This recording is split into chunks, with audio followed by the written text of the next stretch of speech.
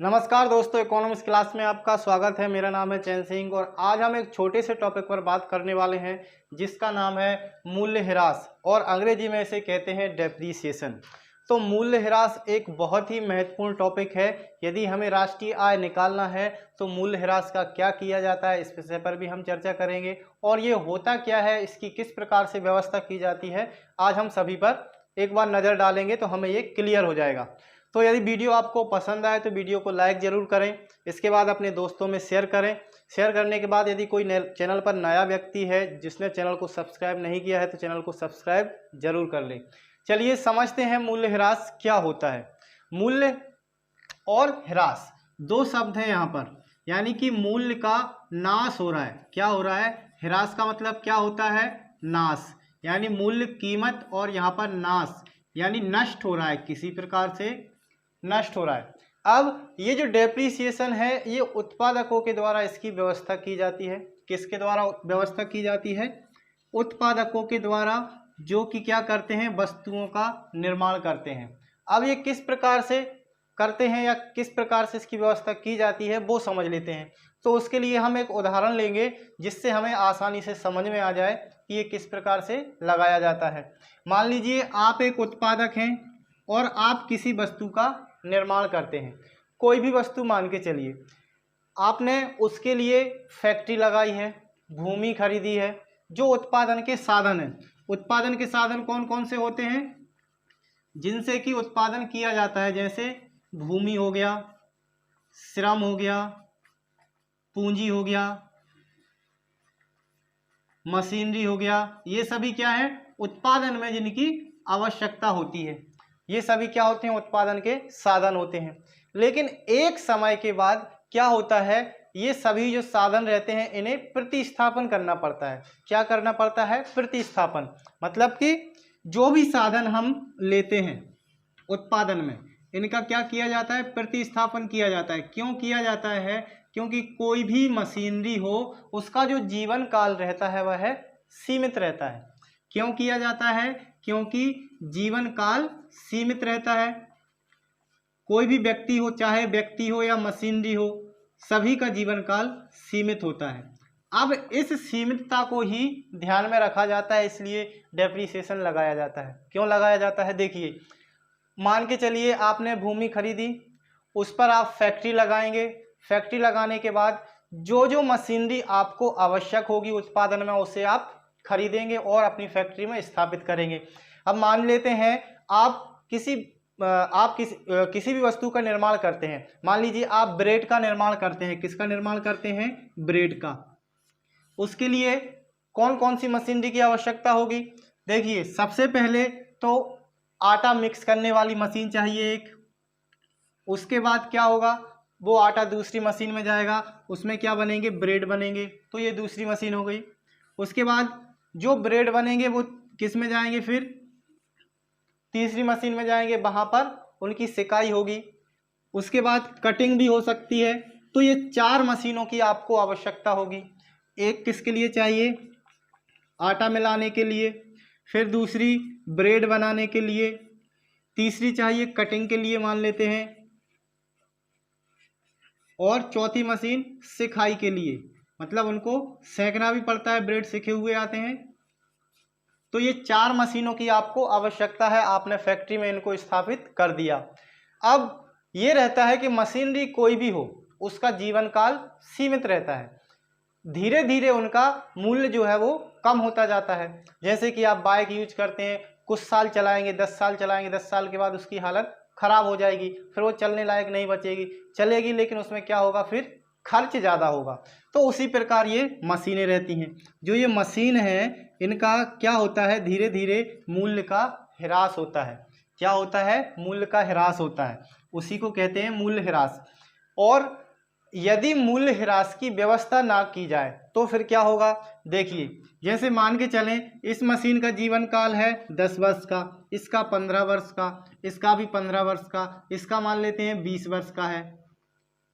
ये क्या है? हमने जीवन काल ले लिया है। मतलब इतने साल तक ये 10 वर्ष तक काम करेगी, ये 15 वर्ष तक काम करेगी और ये भी 15 वर्ष तक काम करेगी और ये जो सिखाई वाली मशीन है इसको मान लिया ये 20 वर्ष तक काम करेगी या काम निकाल के हमें देगी, हमारे उत्पादन में सहायता करेगी।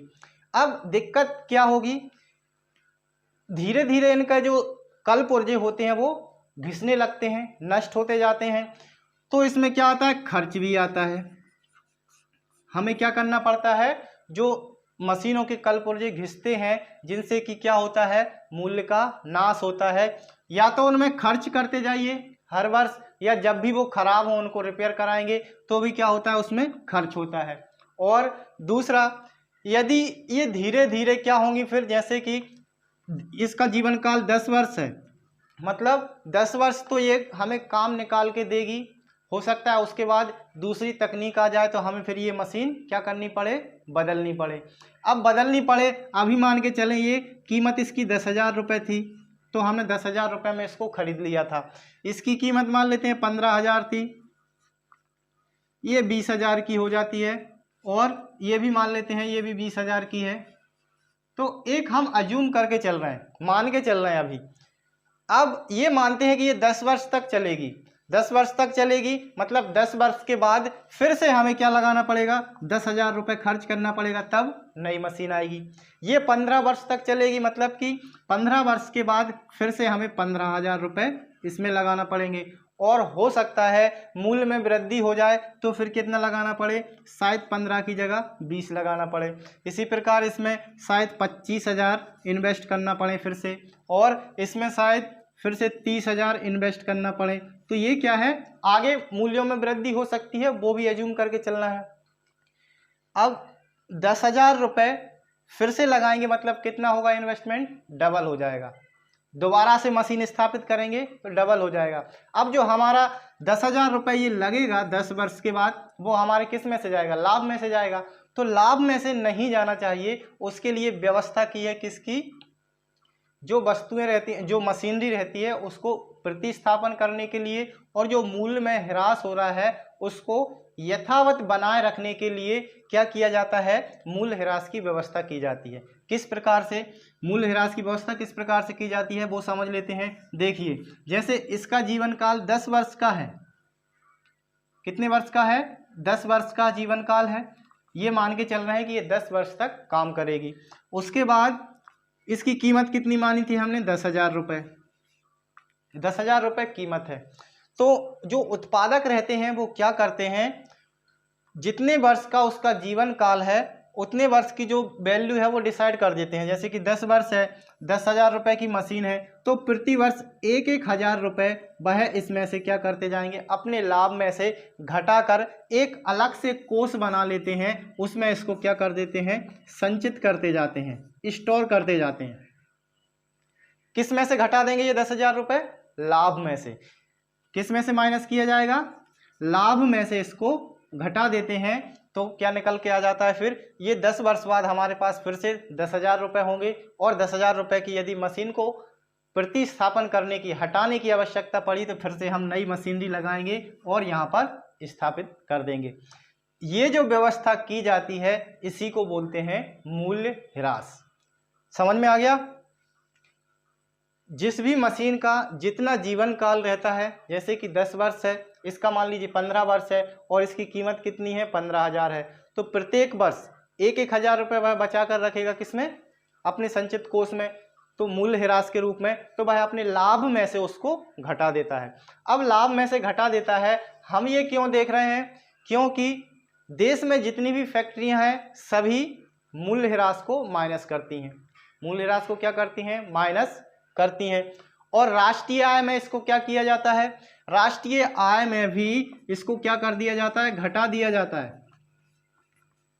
यदि राष्ट्रीय आय में नहीं घटाएंगे तो वो क्या होगा, सकल होता है, सकल राष्ट्रीय उत्पाद, जिसको हम बोलते हैं क्या, जीडीपी। राष्ट्रीय आय में से इसको माइनस किया जाता है। यदि नहीं घटाते हैं तो वो होता है क्या, जीडीपी, जिसको हम बोलते हैं सकल घरेलू उत्पाद। ये होता है सकल घरेलू उत्पाद। अब इसको जब शुद्ध रूप से प्राप्त किया जाता है, मतलब शुद्ध तौर पर, अभी इसमें सब कुछ जुड़ा हुआ है, इन मशीनों का ये संचित कोष भी, ये भी जुड़ा हुआ है, लेकिन ये उत्पादन में काम नहीं आ रहा है। ये पैसा क्या जा रहा है, उत्पादक के पास अलग से स्टोर हो रहा है, संचित हो रहा है, तो ये क्या करते हैं, इसको घटा देते हैं। किस में से घटा देते हैं, जीडीपी में से हम इसको माइनस कर देंगे, तो फिर क्या निकल के आ जाएगा हमारा, जीडीपी माइनस डेप्रीसिएशन। अंग्रेजी में इसको क्या बोलते हैं, डेप्रीसिएशन। तो डेप्रीसिएशन अगर जीडीपी में से हम कम कर देंगे तो फिर निकल के आ जाएगा हमारा एनडीपी, शुद्ध घरेलू उत्पाद। ये क्या हो जाता है फिर, ये हो जाता है शुद्ध घरेलू उत्पाद। जब तक डेप्रीसिएशन नहीं घटता तब तक क्या रहता है, जीडीपी रहता है। और यदि जीडीपी में से हम डेप्रीसिएशन को कम कर देते हैं, घटा देते हैं, तो फिर वो निकल के आ जाता है शुद्ध घरेलू उत्पाद।